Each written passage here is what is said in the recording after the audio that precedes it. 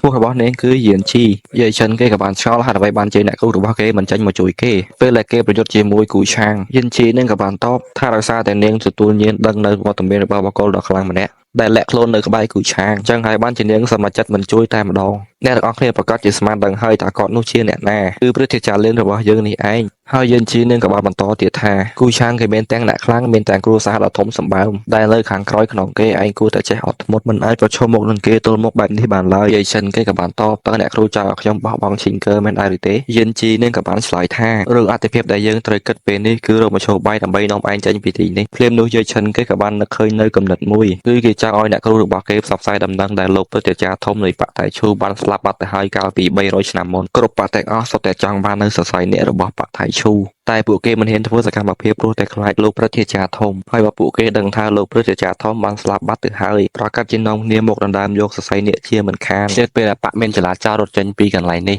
ខ្ញុំចង់កាត់គ្នាយើងបន្តិចខ្លាចគ្នាយើងអត់យល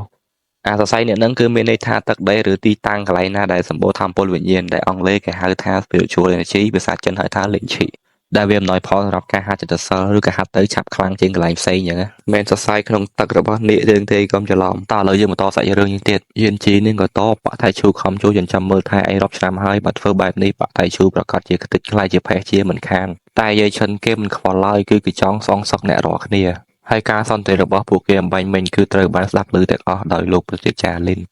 ហើយសាច់រឿងក៏បានកាត់ទៅកាន់គូឆាងដែលគេកំពុងតែអង្គុយមើលព្រះច័ន្ទពេញវងជាមួយស៊ូឈីងកើជជែកគ្នាអំពីអាណាចក្រខាងលើឬឋានលើដែលជាកន្លែងដែលគូឆាងរបស់យើងមកនោះឯងហើយបើតាមការសន្ទនារបស់អ្នកទាំងពីរក៏បានដឹងថាដើម្បីអាចឡើងទៅដល់ឋានលើបានអ្នកហាត់ចិត្តសិលត្រូវហាត់ឲ្យដល់កម្រិតទី10ប៉ុន្តែអ្នកខ្លាំងនៅក្នុងបកកម្ពុជាទាំងអស់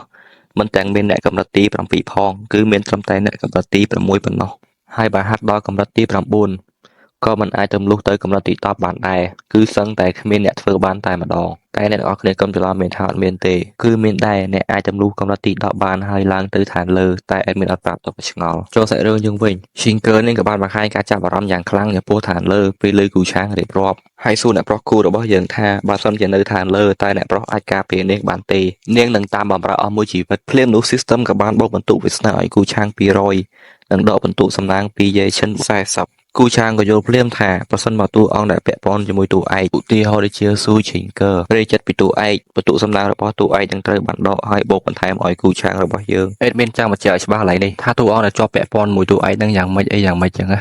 បើតាមសាច់រឿងដើមរបស់អ្នកនិពន្ធសរសេរមកស៊ូឈីងកើនាងស្រឡាញ់យាយឈិនហើយថ្ងៃអនាគតនាងនឹងក្លាយជាប្រពន្ធរបស់យាយឈិនតែតួឯករបស់យើងក៏បានឆ្លងភពទៅចូលទៅក្នុងខ្លួនរបស់គូឆាងហើយទៅកែសាច់រឿងដើមធ្វើឲ្យនាងរាចិត្តដែលស្រឡាញ់យាយឈិនមកស្រឡាញ់គូឆាងវិញដែលជាតួអង្គចិត្តអាក្រក់នៅក្នុងរឿងបន្តិចម្ដង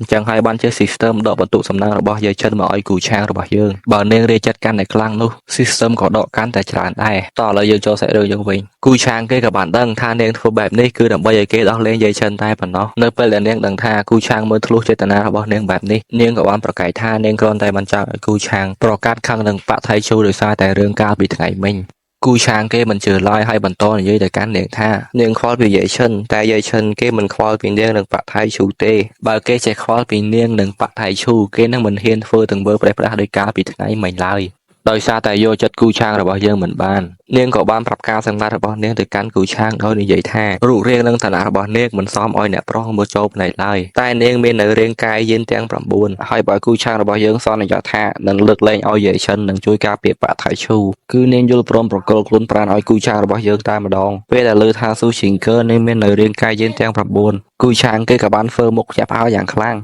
ហើយអ្នកនរគ្នាបើសួរមានទេថារាងកាយយីនទាំង9ហ្នឹងគឺជាអីអេដមីនក៏អត់ដឹងដែររឿងគេអត់ទាន់ប្រាប់